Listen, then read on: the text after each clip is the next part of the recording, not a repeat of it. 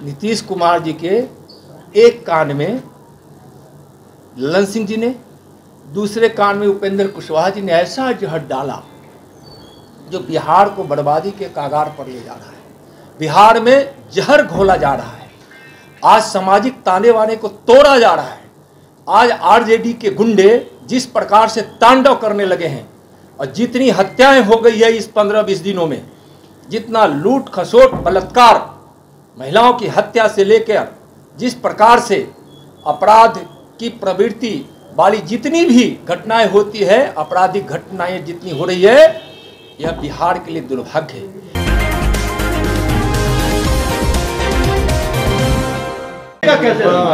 देखिए, यह पार्टी की व्यवस्था है, समझे ना। पार्टी उस पर विचार करेगी और जो उचित निर्णय होगा उस पर पार्टी करेगी। उसमें आपको, हमारे यहाँ किसी एक व्यक्ति से पार्टी चलती नहीं है, समझे ना। किसी एक नेता से पार्टी नहीं चलती है। पार्टी हमारी चलती है बूथ से लेकर प्रदेश के हमारे नेताओं और कार्यकर्ताओं से, और जनता के साथ मिलकर हम करते हैं। इसलिए उसकी चिंता न करें कि बालू सस्ता नहीं कीजिएगा तो हम ईंट से ईंट बजा देंगे। और बार बार मैं आज भी कह रहा हूं कि बालू के विषय पर, अवैध शराब के निर्माण के विषय पर, बिहार के विधि और व्यवस्था के विषय पर, बिहार के विकास के विषय पर, बिहार से बेरोजगारी दूर करने के विषय पर जब जब भारतीय जनता पार्टी के हमारे सभी साहसी माननीय मंत्रियों द्वारा कहा जाता था तो उनको गुस्सा आती थी। मिलते नहीं थे। अपने ही कैबिनेट के भारतीय जनता पार्टी के मंत्रियों से माननीय मुख्यमंत्री जी मिलते नहीं थे और बार बार उनकी अवहेलना होती थी। और आज एक कहावत है कि अगर किसी के मुख में जहर डाल दिया जाए तो वह एक व्यक्ति मरता है, लेकिन अगर किसी के कान में जहर डाल दिया जाए तो उससे काफ़ी मौतें होती हैं।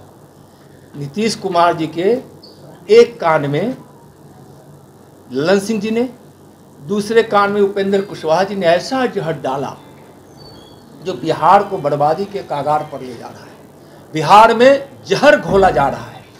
आज सामाजिक ताने बाने को तोड़ा जा रहा है।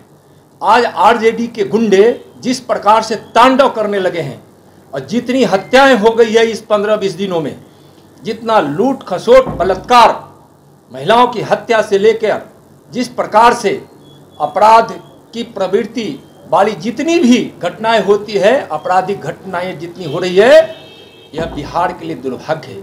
नीतीश जी को अब समझ में आ रहा होगा और अच्छे से समझ रहे हैं। चेहरे की मुस्कान समाप्त है। और आज आप सब जानते हैं, जरा उनको गौर से कीजिएगा। कल भी क्या हुआ, गया में चले गए, किसी के विश्वास और आस्था को उन्होंने तार कर दिया। मैं उसका विश्लेषण नहीं करना चाहता, लेकिन क्या हुआ विष्णुपद में? बिहार के पैसों से बिहार की सड़कें बनी हैं। और जब हमारे पथ निर्माण मंत्री जी उनको कहते थे आज़ादी का अमृत महोत्सव है, हम इसको अच्छे से करेंगे, महापुरुषों के नाम पर करेंगे, तो उसका भी विरोध होता था।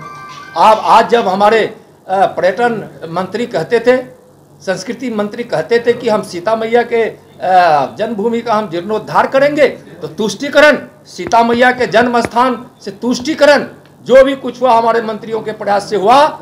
और जितना रोका गया आप देखिएगा तो इस प्रकार की बातें।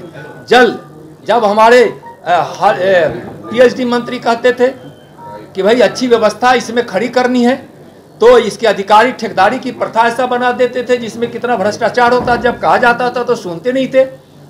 तो इस प्रकार के अराजक स्थिति का विरोध भारतीय जनता पार्टी के हमारे मंत्री करते थे। सभी मंत्रीगण कौन टक्कर देंगे बीजेपी में? देखिए, मैं पहले भी कहा हूं ना कि बिहार में हमारे नेता हजारों हजार हैं, जो एकदम बूथ से लेकर और वहां तक। और आज सबके नेता, बिहार ही नहीं देश के नेता हमारे नरेंद्र मोदी है, जिनका नाम और काम जन जन तक है। हमारे यहाँ यह है कि हमारे बूथ का नेता भी और एक एक हिसाब मांगेंगे और बिहार की जनता को बताएंगे। और हम नाइंसाफी बिहार की जनता के साथ नहीं होने देंगे। बिहार की जनता को हम अपराध के वातावरण में, अगर यह सरकार ले जाने की कोशिश कर रही है और गुंडों को छूट दे रही है, अफसरशाही बढ़ रहा है, तो हम उसका कड़ा जवाब देंगे। 15 साल आज